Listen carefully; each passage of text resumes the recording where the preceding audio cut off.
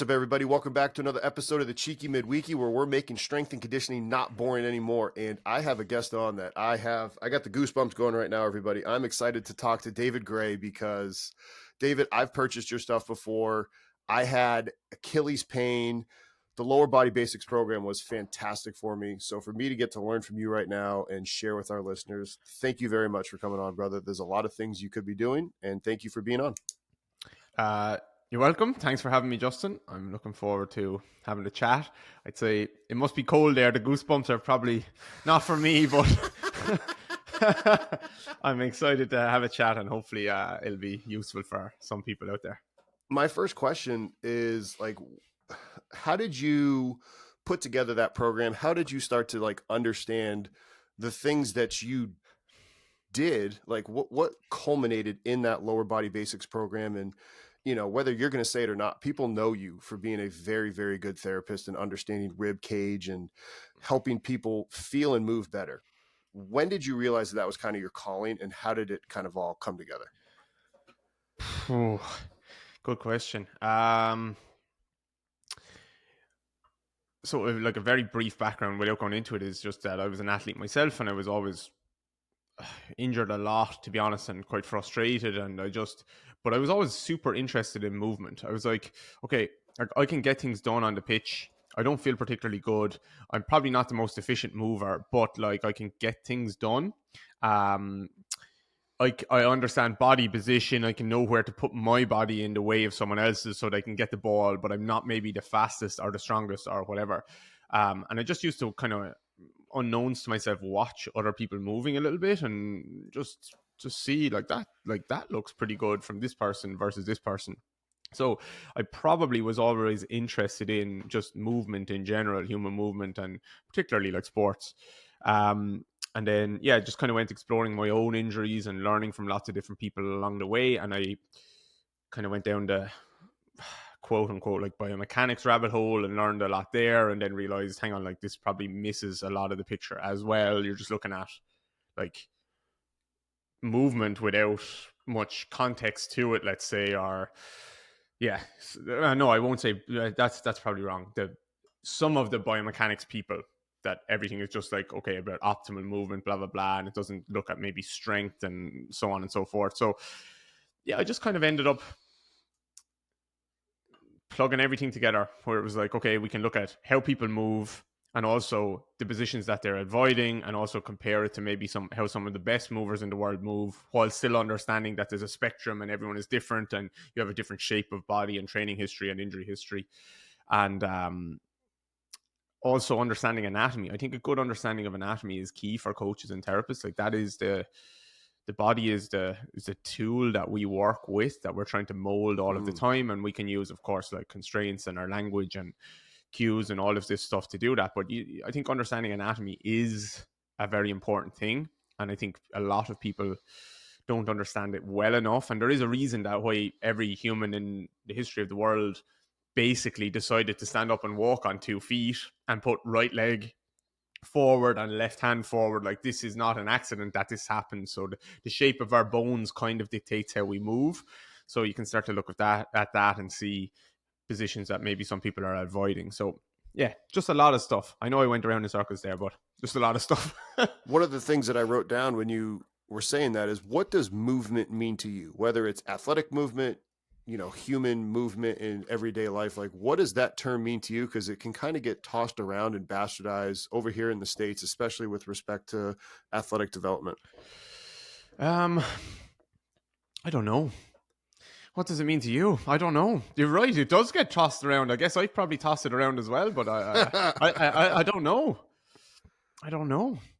What does it mean? It means moving through locomotion, moving through space, changing making shapes with your body to accomplish a task, I guess. Maybe that's how I would try and put it, but I've never tried to define that before. Yeah, that to me, because it's like, all right, movement, you look at Gray Cook's book, Movement, obviously that was one of the rabbit holes we dove down at Towson about, was it locomotion versus movement? Locomotion is actually like displacing yourself in space, going forward, backwards, right, left, rotationally. Movement could literally just be stationary. Maybe it's a lunge, maybe it's a squat, it's a push-up, but you're not actually displacing your body going from like point A to point B. But that's why it's like, again, we have to kind of start to define the terms, but it's like, who gets to be the one defining the terms is the hardest part, right? Yeah, I know. Yeah. I'm quite broad with some of that stuff. I think yeah, I haven't thought too deeply about that. That's an interesting one. I've thought about movement deeply in all these different ways, but then like if you just zoom out a little bit more, I haven't maybe thought about that too much. All right, maybe one that is a little bit easier. Breathing has been something that is talked about all the time, but one of the first things that I noticed when taking your lower body basics was, talking about rib cage expansion and breathing up through what you called the bra strap in between your shoulder blades, and then there's this belly breathing and like, what is the best way to breathe for any of our listeners that are like, I'm so confused and I just want to help my athletes out? Keeping your certification is essential to staying hired as a strength and conditioning coach. Both of our long form courses, Fundamentals 1 and Fundamentals 2, offer CEUs to the NSCA, the NCSF, as well as the ASCA professional development points. Click the link down below to learn more about our education courses, which are both over 20 hours long and allow you to learn from some of the best practitioners in the field of strength and conditioning. Yeah, good question. So yeah, it is confusing. And if you find yourself confused on the breathing stuff, you're not going to help people and you're going to confuse them. And to be honest, it obviously is something that should happen naturally without you overthinking it. So if you're trying to cue in lots of different ways with regards to the breath, you're probably going to end up actually making someone worse, messing them up, making them overthink.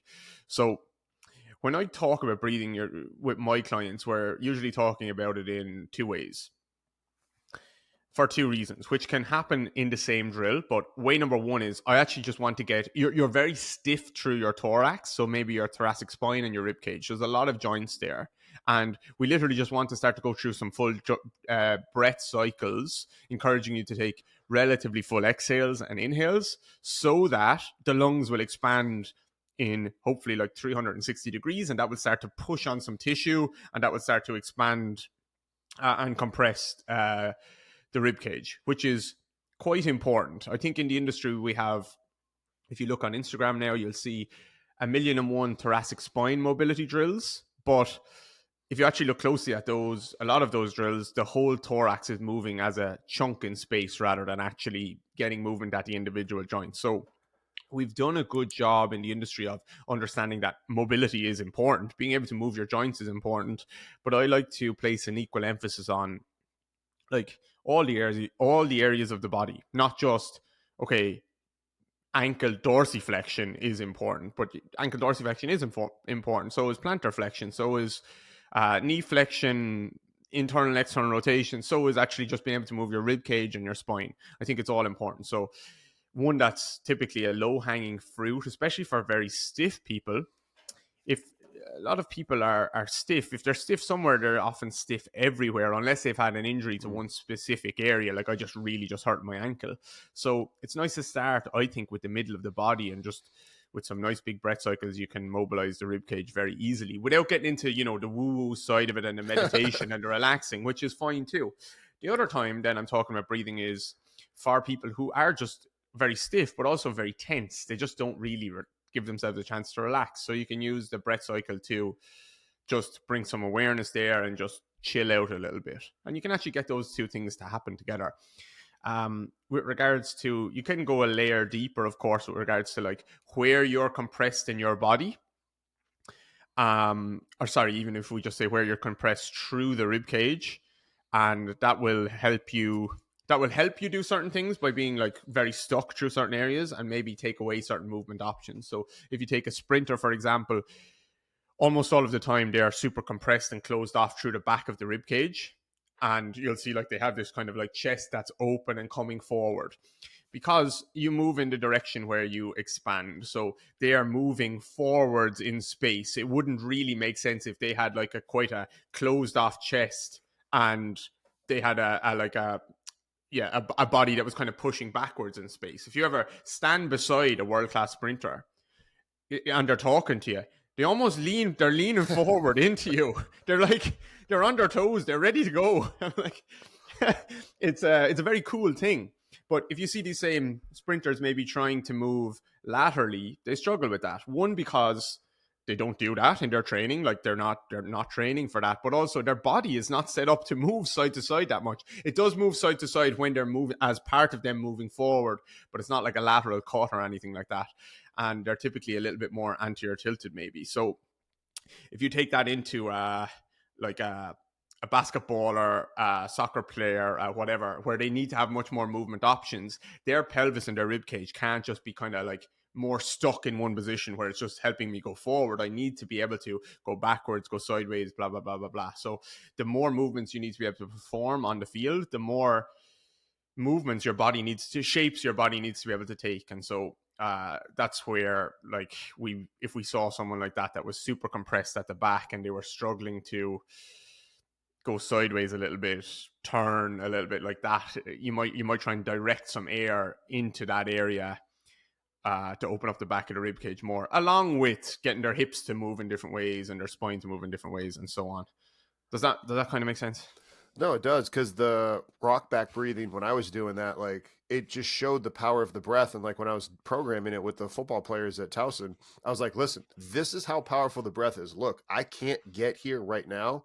And then I would breathe into that area. And then by the, fifth rep, I was way closer and way better. And just using my own dysfunctional body to show them, like, look, this is the power of breathing up into those areas. And, yeah, so that helped me out, and hopefully it'll, continue to help our listeners out hearing that.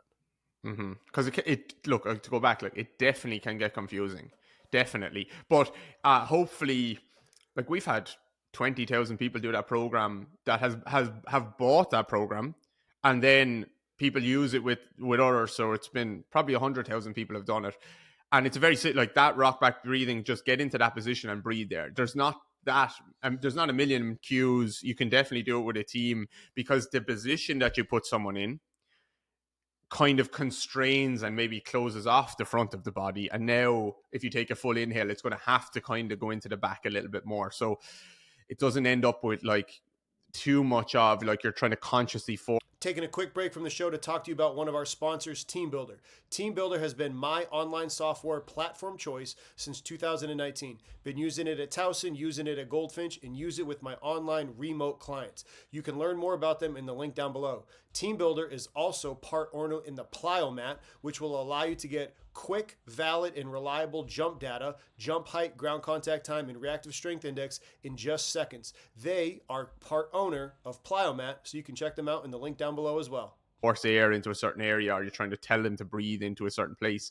The position kind of does that for you a lot of the time. So it can be relatively simple as well. You just kind of have to know the intention to begin with. One of the things I wrote down as you were talking about the sprinters and the chest was the infraspinatus angle, right? Like that was the big thing that everybody was talking about. Rib cage, like how flared is it? Are you, acute? Is it kind of wide? Is that anything that you're familiar with? Because I feel like, again, it was talked about for the longest amount of time, and now nobody's really talking about it. Like, A, why? And then why did everybody talk about it? And B, why is nobody talking about it now? Okay, so I think it comes initially. So the infrasternal angle comes, that idea comes, I think, from Shirley Sharman, and then Bill Hartman has started to talk about that a lot more recently. So I think that those ideas kind of started to come back to life when Bill's model started to get very popular, which was a few years ago. I would say that, yes, a lot of people started to talk about that, and probably a lot of people still are. Maybe you're just not paying attention to it as much anymore, and I probably aren't either. So I guess it's just, you kind of see every idea is still out there. You just see what Instagram or TikTok wants to show you, probably, to be honest. But no, it was very popular for a few years. I think it was putting people into archetypes, which was that very, very wide type of rib cage, and then that very, very narrow type of rib cage. Obviously, there's all of these things along the spectrum. If you want to think about I'm definitely not an authority on this by any means, but I think there is some value there. If you want to think about a very wide rib cage, the easiest example to think about is a powerlifter. They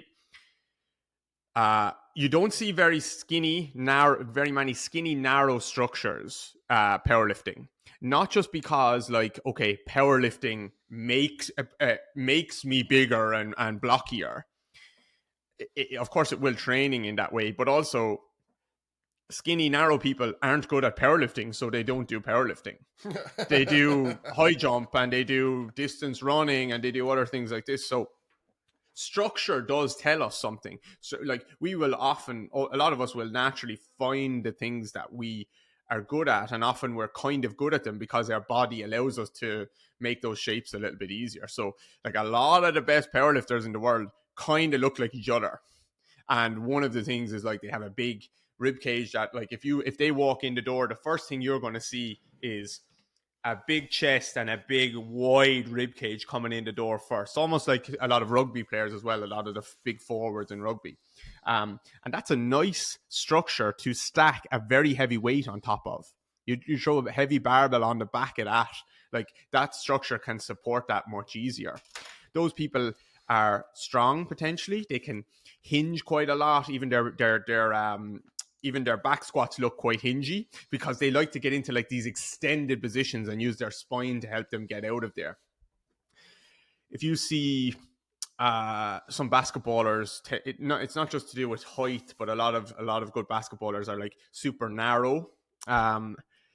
They'll have wide shoulders, but they'll have like narrow hips and a narrow rib cage as it comes down, and like they're good for jumping. They can't squat at all. They can't get down into positions, not just because they're tall. A lot of good jumpers sit the same. A lot of narrow people you see with like longer Achilles tendons and stuff like this.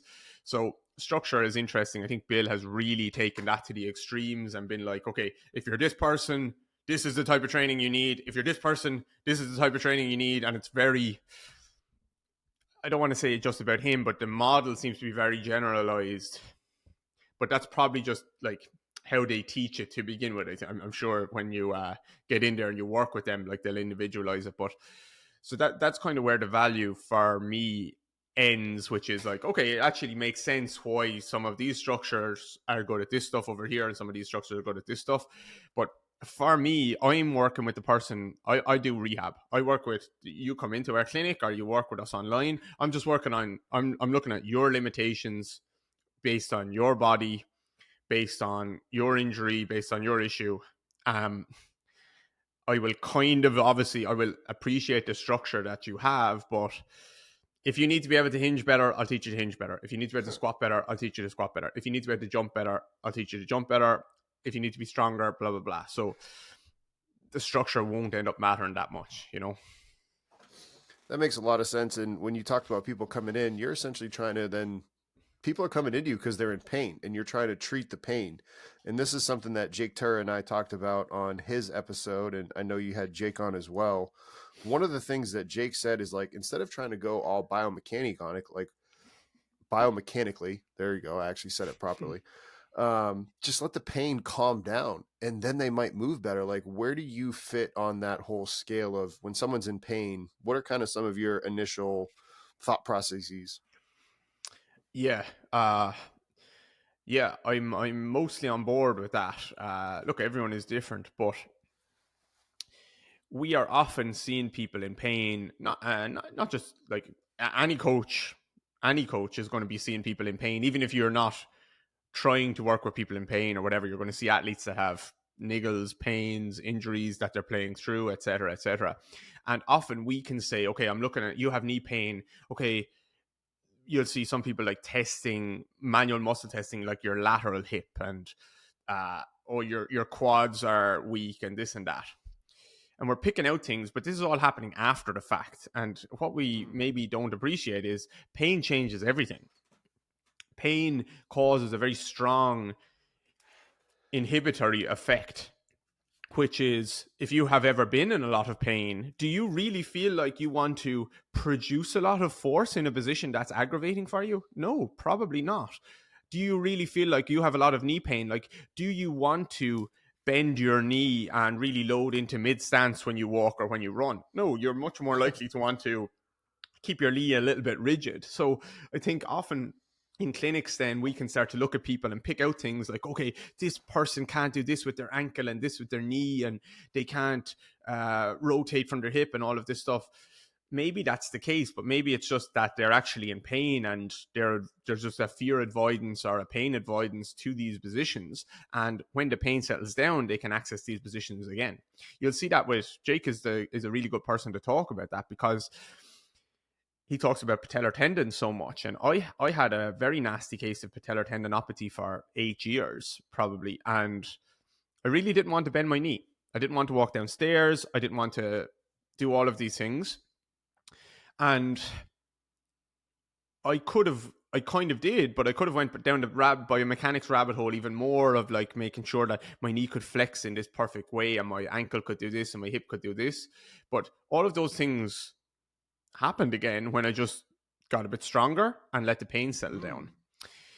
They didn't happen as well as they could have, because after a lot of chronic pain or like extended periods of pain, what you start to see is motor adaptations start to occur. So you're not in pain because you moved like this. You moved like you pain occurred, and then you started to move like this to avoid it. But now that you've been in pain for a year or 6 months or 2 years or whatever, even now after the pain is gone, you still move like this, because your body actually doesn't care about your brain, your nervous system doesn't care about finding like efficiency in terms of what we believe as coaches is the most efficient way to move. It is trying to find a position that it is comfortable with, and it is then efficient to just continue to move in the same way that it has been moving. So I still think the whole like looking at how people move is very, very important.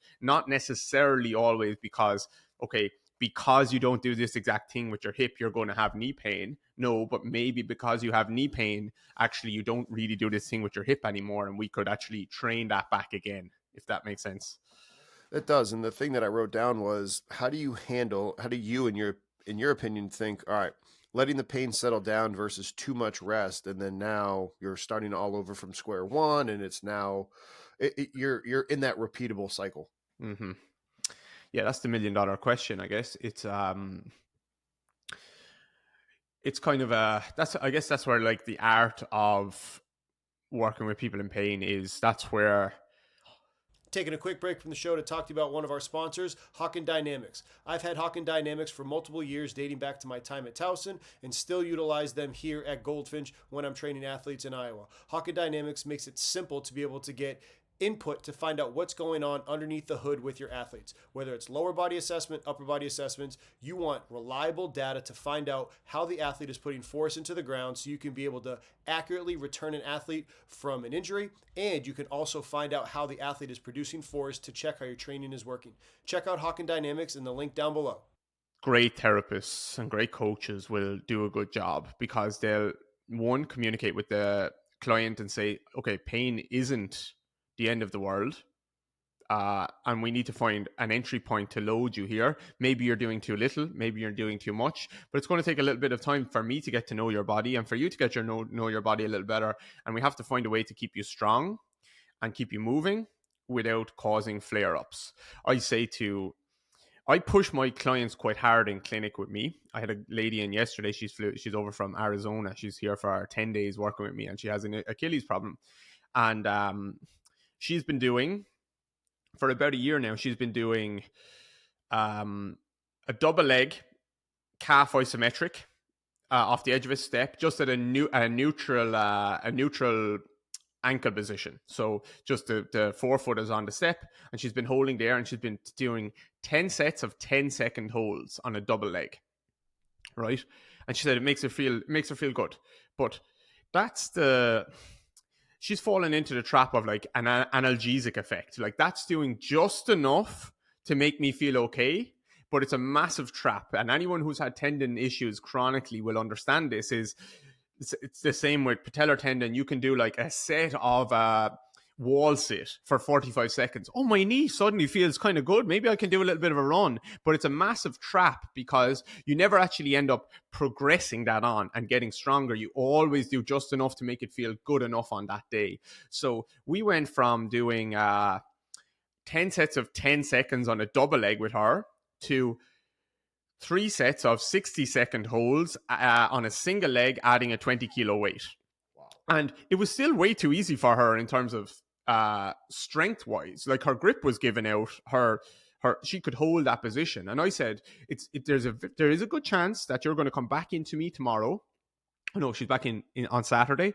In 2 days' time, you could come back into me and you could tell me my Achilles flared up after doing that.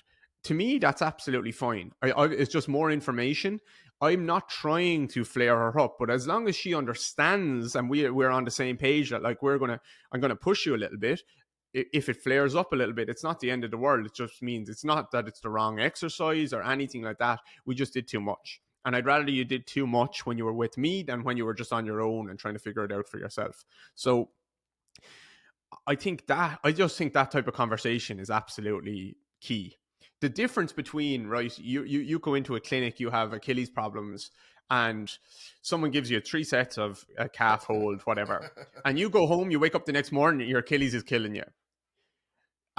Like, the meaning that you attach to that in your mind is like, I'm screwed, that person was a disaster, blah, blah, blah, versus doing the exact same exercise, having the exact same flare up, but the therapist told you the day before, there's a chance this might flare you up, but we have to try and push it just to see where you're at and where your body is able for.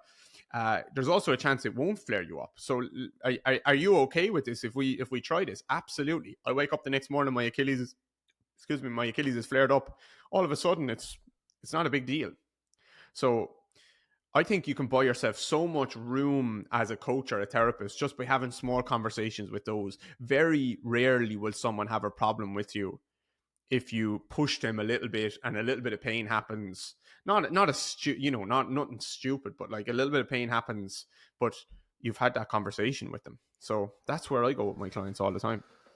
That makes a ton of sense. And then hearing you talk about that with her, it again brought me back to lower body basics. Are you then just like, all right, let's see. I mean, one of the first things I wonder is like, how well would she be able to do the single leg foam roller bridge where you're actually gas pedaling it? Because the first time I did that, like, oh my goodness, it was hamstring cramp. Like, my players too, I was like, thank you. Like, don't put your heel on it. Do it the right way. And anybody that's listening right now, get the program. I'm telling you, it is that good. The foot and ankle stuff, like, changed my life.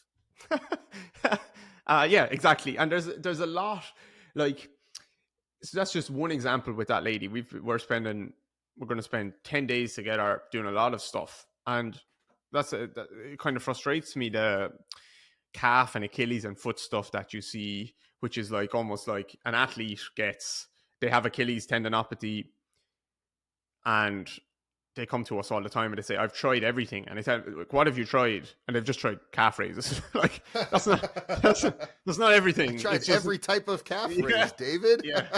It's just not like, you haven't looked at how the foot moves or like strengthening, blah, blah, blah, all this stuff. So there's a lot that can be done outside just that conventional stuff, even though that stuff can be great too.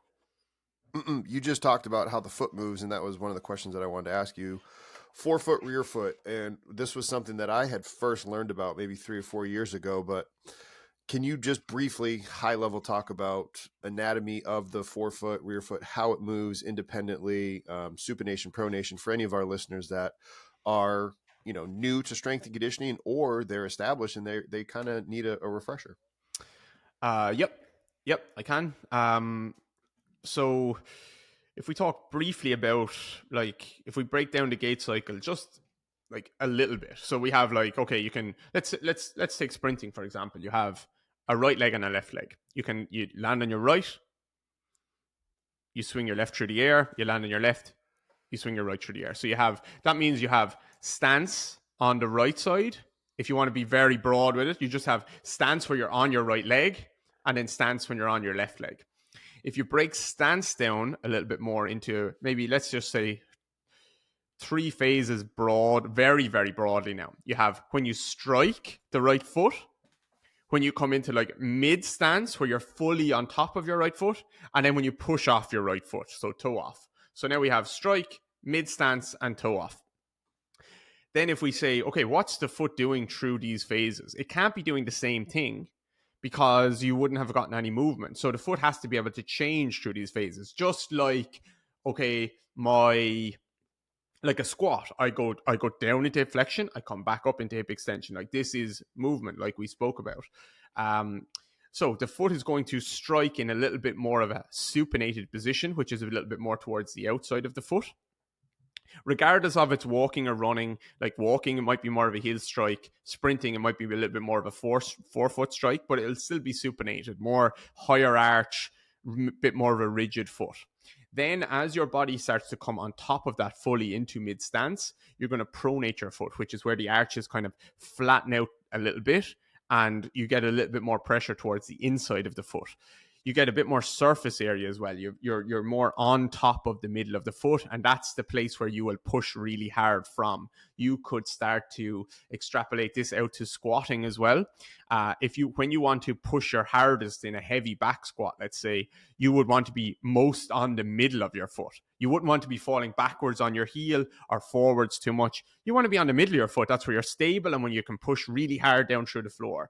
So mid stance, where like your body is really on top of your foot when you're sprinting. If you ever see like a picture of Usain Bolt from a side view, like when he's really fully on top of his foot, not when he's toeing off or anything like that.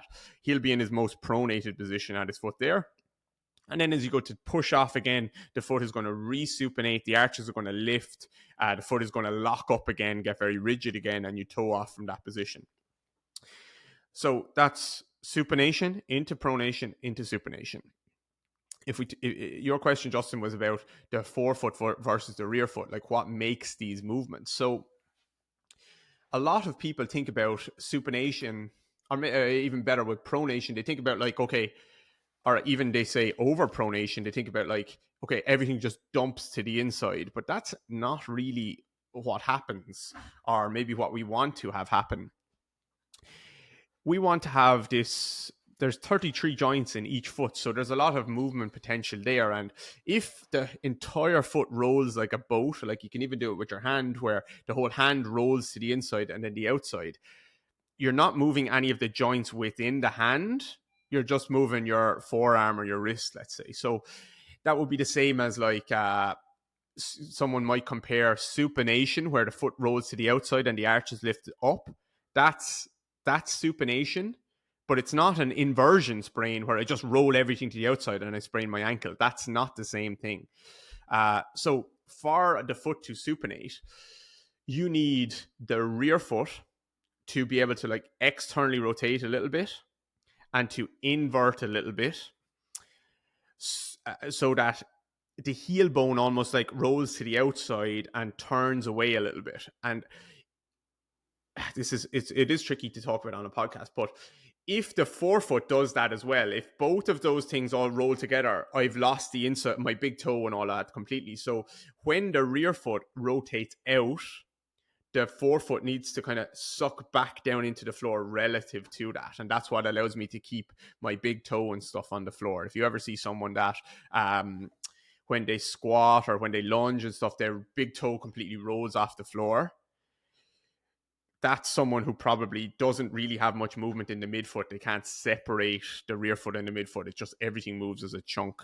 So the opposite then is pronation, where the rear foot, the calcaneus, kind of rolls into the inside a little bit, but you can't, if the whole foot rolls like that, you'll just lose the outside of your foot completely. This is where a lot of injuries happen. If it's like a very dynamic, uncontrolled type of movement. So as the heel bone kind of tips in, the forefoot needs to kind of just not roll in with it. So this is Taking a quick break from the show to talk to you about one of our sponsors, Vitruve VBT.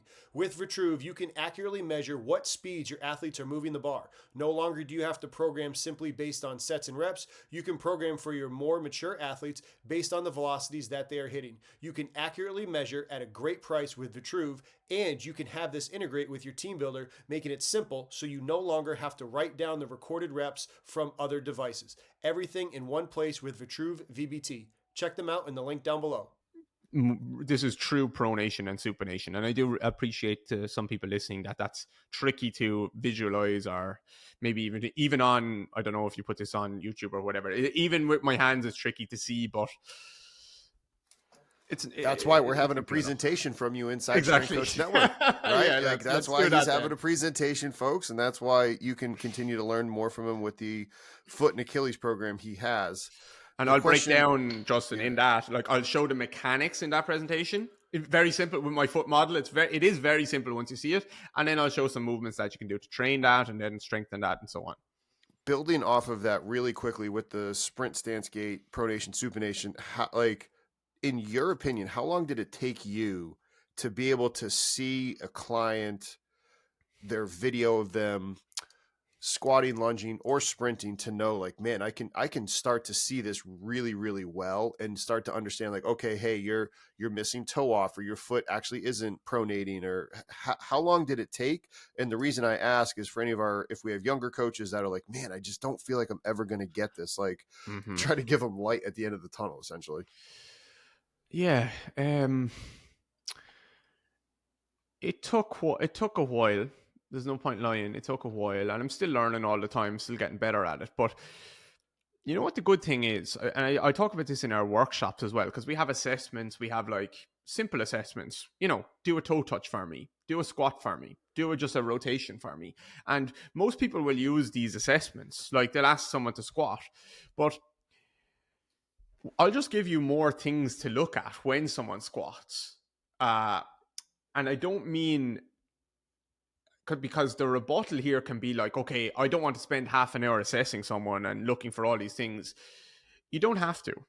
When you start to, your eye just gets sharper, and you just kind of pick up things almost instantly. You can kind of see several things at once, and it's kind of obvious, okay, maybe I need to look a bit closer at this thing or this thing. So it takes a few years, to be honest, where you're looking at movement all of the time. It's just reps. It's like anything else. It's just reps. And if you're my problem is, I think a lot of people do assessments where they're pretending to look at stuff. They're like, oh yeah, do a squat, do a whatever, and they're just kind of pretending. They're doing it for the client. They're not really getting information. And regardless of what they would have seen, they still end up doing the same few exercises anyway, you know? So, and I actually don't have a problem with that.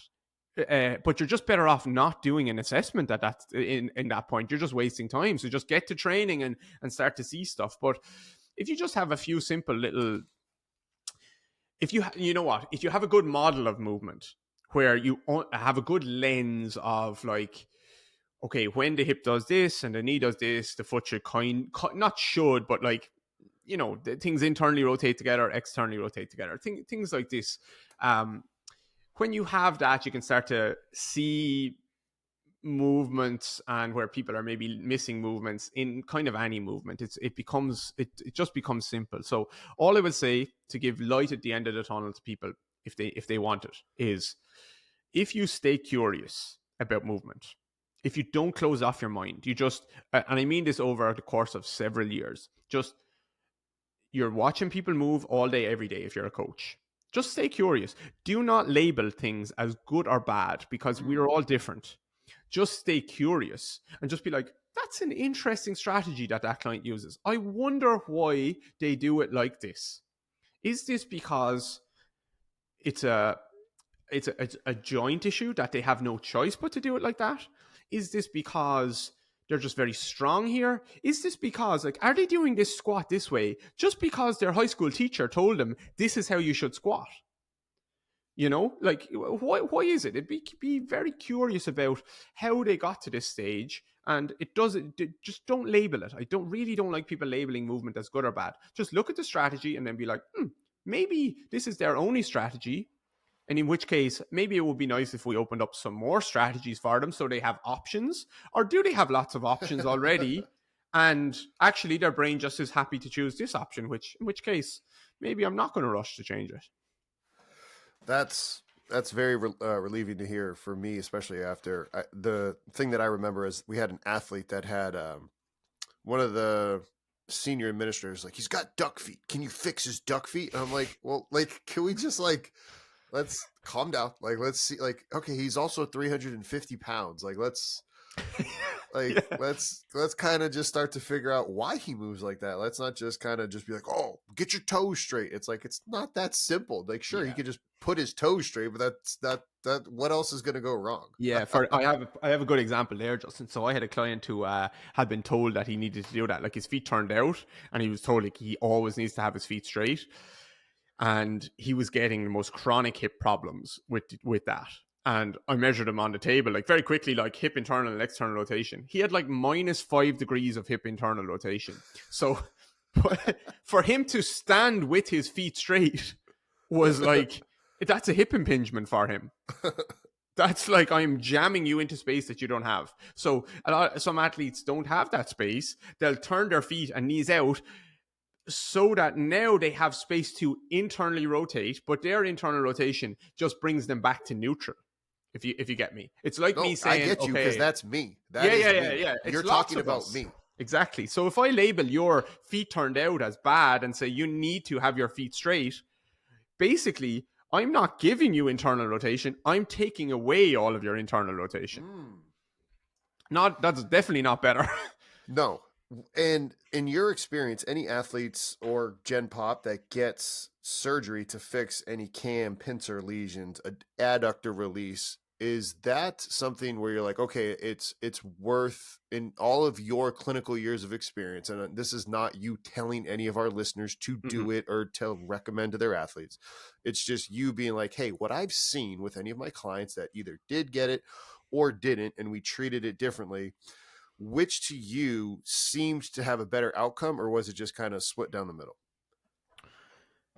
My bias is rehab. I think rehab has a better outcome, but of course it depends. I've seen people who haven't responded well to rehab and they've had surgery and they've been good. Um, my bias is rehab. I think people, what I've realized in the last couple of years more and more is people obsess too much with their end ranges. And rehab, good rehab for something like that with the hips, in my mind, is like, okay, like how do I break this down better? People who are tight often obsess over being tight and want to be more mobile. Makes sense. I've been there too. And I would like to be a bit more mobile, but my hips maybe don't allow me to be super duper mobile. I'm never going to be a contortionist, but I will often see people obsessing over like, okay, I'm going to try and get an extra 2 degrees of rotation at my hip. And I'm going to like jam my femur in and keep doing all these drills that go further and further. And just like we spoke about with the pain thing, it often doesn't feel good. It does not feel good. And guess what? Guess what happens when you keep jamming and jamming and jamming? Your body is going to keep taking away range. You get tighter and tighter and tighter. You inhibit. And if you look at how these people move through all the range of motion that they do have, they kind of often move like crap through the range that they have access to. So I like to say, okay, let's not worry about your end range. I mean, like as in very end range, like your very, very end range. Let's just leave that for a while. That doesn't feel so good. Let's see what happens if we can really smooth out the ranges that you have access to and currently feel good. We're going to make you way stronger there. We're going to map that area out much better. So like when I say hinge your hip, you're able to really hinge your hip really cleanly and really smoothly through all the range that you have access to, and that feels good. Let's make that feel better and stronger and smoother and help you sense it better and interpret all of that area better, and then flood it with context and sensation so that you can feel it in all of these different ways and positions and speeds and loads and so on. Over time, I often see that their end ranges just open up as a result of that without ever forcing end ranges. So that's what I do with a lot of my like hip impingement type of clients, and they seem to respond incredibly well to it. I put up a post very recently of a client of mine that's had 5 years of this problem, and he's been around the houses and he's had 2 hip surgeries and blah blah blah, and I just put up like a little case study, and he's back running for the first time in 5 years, and he's done 16 weeks of online training, online rehab with us. And you can see literally it's one of the most detailed posts I've ever done. There's like probably 20 videos split between 10 slides of like, this is the work that he did. And at no stage was he doing too much end range work. But now he can flex his hip more than before. And now he can extend his hip more and internally and externally rotate. And he just focused on the ranges that I'm comfortable in, building strength, making them smoother.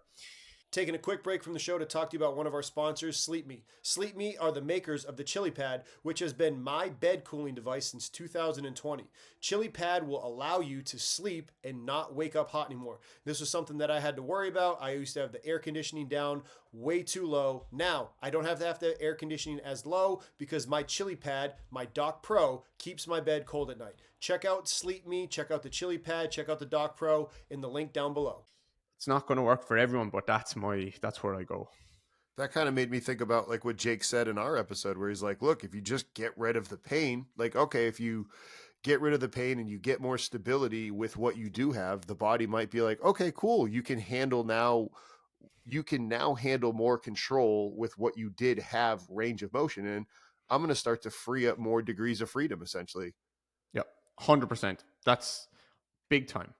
And that's, it applies to the knee, the patellar tendon. Patellar tendon is like the knee is a much more simple joint. I know there's a massive push recently online to be like the knee is not a hinge joint and it does all of these things. Like, yes, of course, but it's still much more simple than a hip or a shoulder. There's a bit of rotation there. It's still very simple.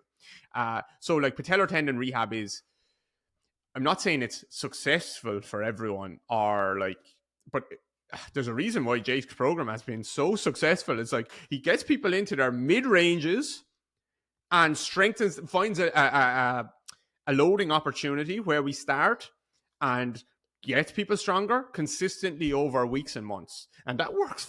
That works really well. Like, you know, it really works well. And the contrast to that is some of the stuff that Jake laughs about online, which is some of the knees over toes guy stuff, which I won't say is good or bad, but all the focus is like pushing your knee as far over your toe as possible, blah, blah, blah, blah, blah. And like, you're sacrificing load for that. You're sacrificing maybe muscle activation and strength for that end range. And that's not what a patellar tendon needs. You need to make your quad stronger. Like that's number one priority. Make your quad stronger.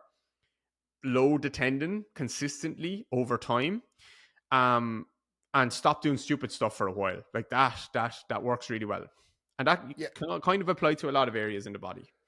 Yeah, I mean, I'll say like when you actually have a tendon that is inflamed, the last thing you want is a ton of length in it. So you want a vertical shin, you want slow things, and then you gradually start to introduce them, and that's just my experience with my own knee pain, Achilles pain. Speaking about the Achilles, you got, Aaron Rodgers over here in the States is going to make his return, and there's NFL Achilles, and everybody's got all these opinions, and then gymnasts, they're rupturing Achilles all over. Like, so why, like, I want to hear an expert's opinion on it, not the Instagram expert where it's like, blah, blah, blah. Like, no, like to you, why do you, I don't know if you were familiar with, but there was a guy in the NFL during the Super Bowl. He was on the sideline. He was going to run onto the field, ruptured his Achilles. And like all these people are like, oh, well, if you would have trained with me, that would, it's like, you're such a bad person for saying that. Clearly in gymnastics, if anybody does the research, you see that it's, the number one injury. I'm just kind of open forum throwing that at you. What are some of the first things that you either think about with me saying that, or had you already been thinking about that type of stuff? Yeah, I had a conversation with Jake and Matt Watson on Matt's podcast, I think, plus Plyos, about this. We had a good chat about this. I don't know. One, I wonder. I don't know. You see a lot of people saying like it wasn't like that back in our day. Like maybe it was, and it just wasn't reported that much. You know what I mean? Like it wasn't reported as much. That's one thing. There wasn't as much sport on television. There wasn't as much money. These things didn't matter as much. Like, yeah, I'm sure it's happening more now. The other one is like that guy on the side of the pitch in the Super Bowl. Like, how many times has he done that exact movement throughout his entire life? But it's also that did disturb me a little bit when I saw that. I was like, how did that just happen? It's a very weird one. I don't know. I always think about like load plus position plus fatigue plus God knows how many other factors. Maybe he had a dodgy pizza the night before, didn't sleep well, but there was some kind of inhibition there, delay. Like when you think about a tendon in particular, especially an Achilles tendon, and there's so much load, and it is obviously so strong, but I think about like the timing of the contractions and obviously the strength, but the strength is there. It's not like he's much weaker than he was a week ago, but maybe the timing of the contractions is a little bit different. And if you think about like potentially that much load, and potentially, I'm not just talking about that one, but potentially like the a delay of the contraction, or too much contraction, or certain muscles not working well enough together for whatever reason, or not enough pre-tension before the foot hits the floor, or too much pre-tension before the foot hits the floor, you can start to think about, okay, maybe this is why like the timing is off, and actually it's more of a like there's more of a like an oscillation at the tendon, and maybe he's already fatigued and something just goes. So I do think about that quite a bit, but that's very difficult to measure. Really, really difficult to measure, almost impossible, I would say, to measure. So we know how important like timing is for plyometrics and sprinting. Let's say like you can start to look at things like drop jump studies and start to look at, okay, the level of pre-activation in the soleus versus the gastrocs versus the tibialis anterior and so on before the foot hits the floor in a drop jump versus when the foot is on the floor versus like peak force, blah, blah, blah. So you can start to look at this stuff, and we can see like, okay, like really good athletes maybe have more activation in certain muscles, particularly biarticular muscles. Then the soleus is going to spike when it gets a little bit more time and so on. So like timing is so important of muscular contractions. There's also some research to suggest that if you look at ACL injuries, like a lot of the damage is potentially done before this end range valgus position that a lot of people end up in.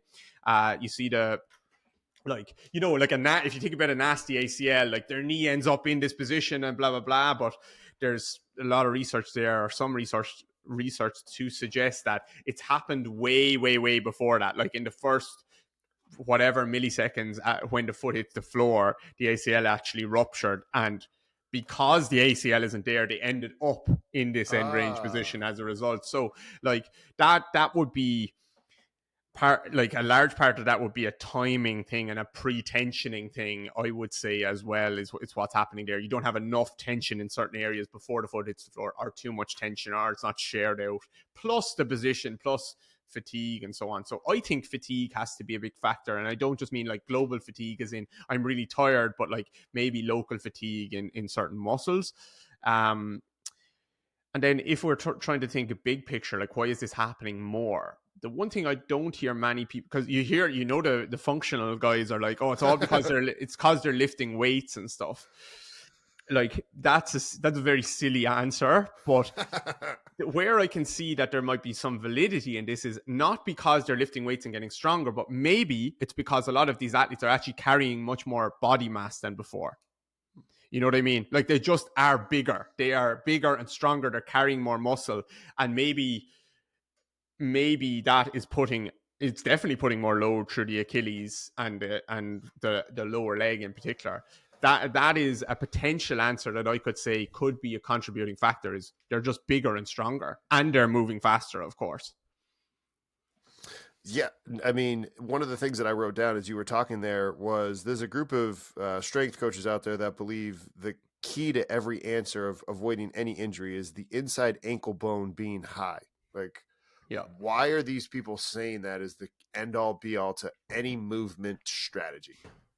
Because it's a good way to make money.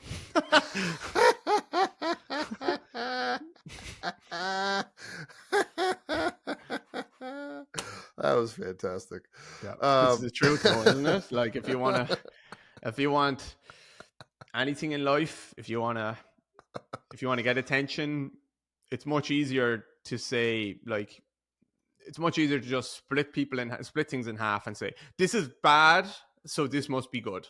You know, it's very easy. It's really, really easy to do that. It has no nuance.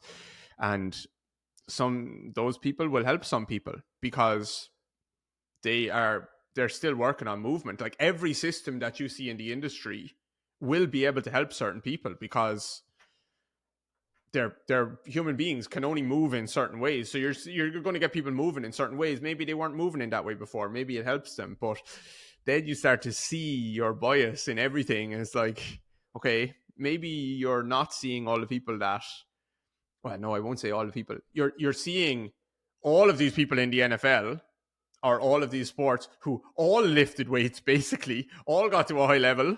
But you saw the two people that, like, when they lifted weights after 10 years of doing it, it doesn't feel good anymore. I'm just sick of lifting weights. It makes me feel a bit stuck. And now I go and do another system and now I feel better. Like, great, excellent. But maybe that's after the 10 years of developing strengths, you know? That's what I agree. One of the questions that I wrote down here is shoulders being tied to hips, and specifically opposite. Like something that I learned from Dan Paff was, he's like, look, you might notice that somebody is having a bad rotation at their right shoulder because of the left hip. How often are you seeing that in your clinical setting? Taking a quick break from the show to talk to you about one of our sponsors, Powerlift. Powerlift is located here in Iowa in the United States of America. I've utilized them back in 2011 when I had them at Harvard. I also had them at the University of Maryland, and then finally when I was at the University of Iowa. Their equipment is strong, it is durable, it is dependable. It's also customizable based upon whatever your needs are at your school. Check out Powerlift at the link down below. Yeah, all the time. I won't say because it could be the other way around. It could be for any number of reasons. But yeah, our bodies are reciprocal alternating bodies. So if you don't have the chance to spend as long on one side or swinging left hip through, of course, the right arm isn't going to be able to do the same as what it does on the other side, because that poses a center of mass problem, that poses a timing problem. So absolutely. And this is why I like to hedge my bets when I work with people. I like to say, okay, looks like this person needs to be stronger in these few areas, needs to be a little bit more mobile in these few areas, needs to be potentially more mobile or potentially stronger in these few areas, needs to be maybe a little bit more elastic, needs to potentially learn some different movement patterns where like the shoulder and the hip are doing these things together, needs to maybe manage their load better, needs to understand their body a little bit better. So like, I like to hedge my bets. I would very rarely, if I had a hip, for example, if I had someone with a left hip problem and I thought it was because of their right shoulder not doing something, like I would do some right shoulder stuff, but I would also definitely do some hip stuff. You know what I mean? Like I like to hedge my bets. And I think the further away you go from the area, the hip, it's becoming a bit less likely that you're going to make a big impact on it. Like if I go to the hip, I can probably make an impact. I would still look at the shoulder if that's a very obvious one that's like you're just, for whatever reason, you're just that's not swinging you through, blah, blah, blah. But I'll also definitely look at the hip.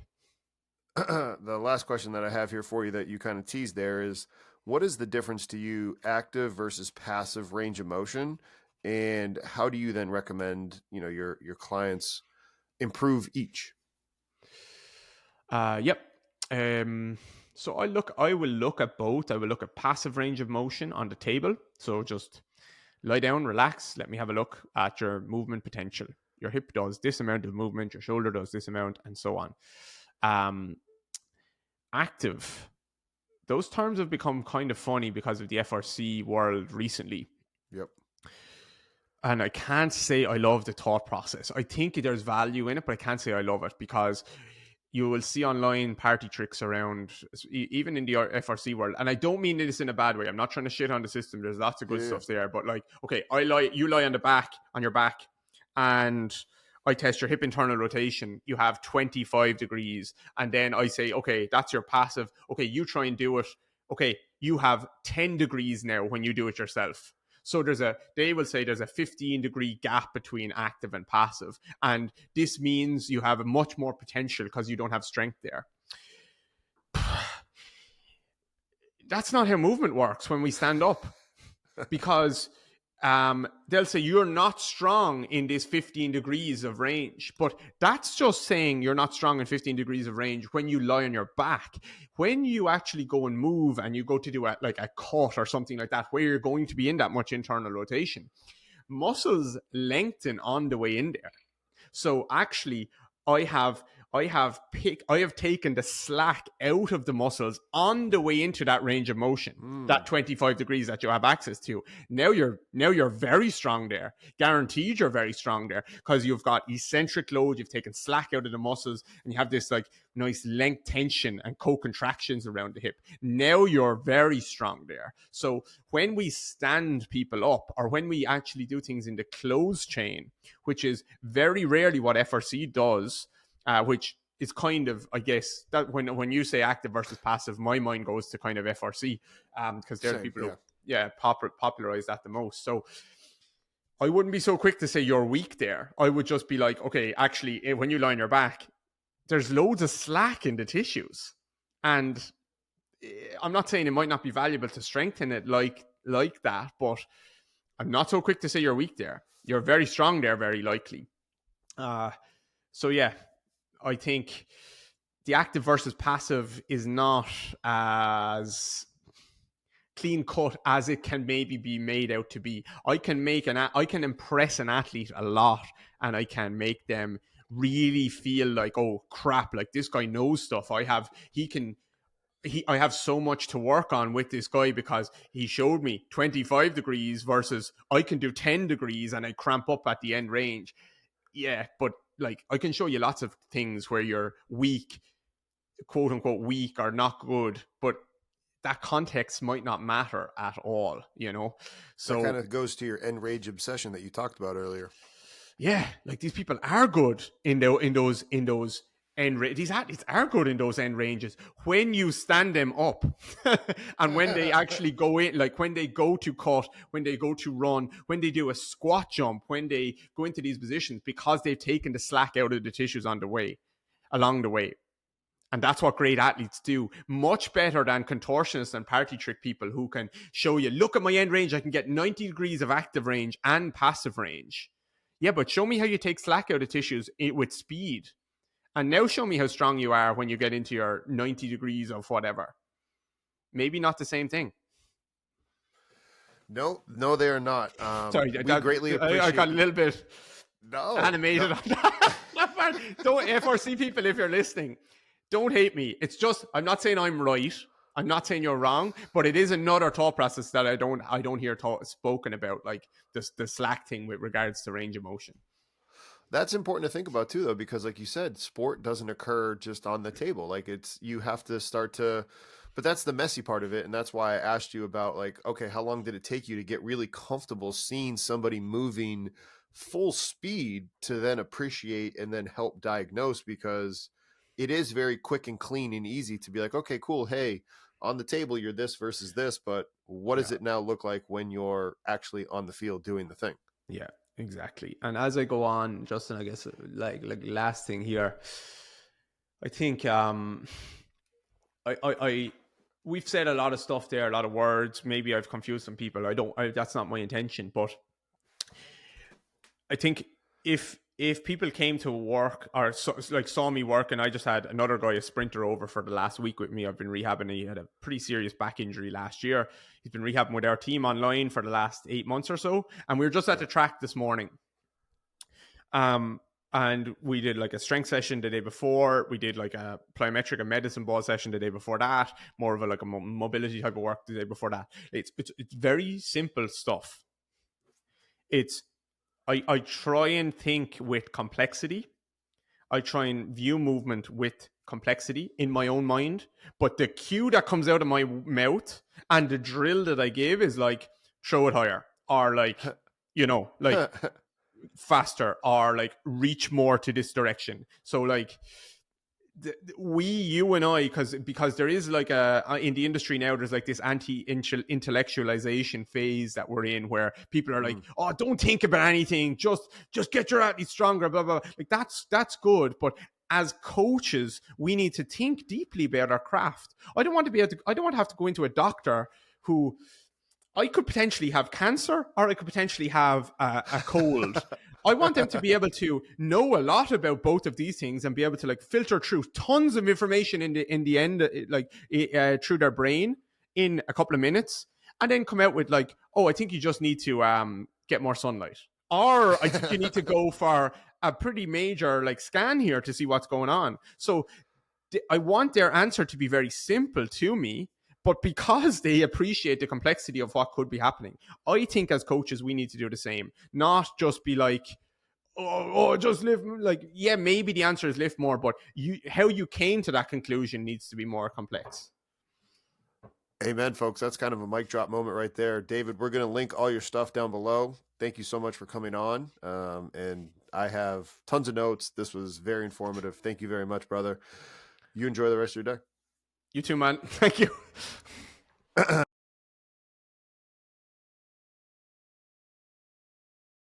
Congratulations on making it to the end of the video. Why don't you celebrate by watching more videos just like it? You can also help us on our quest to placate the algorithm gods by liking, sharing, subscribing, and commenting. Thank you.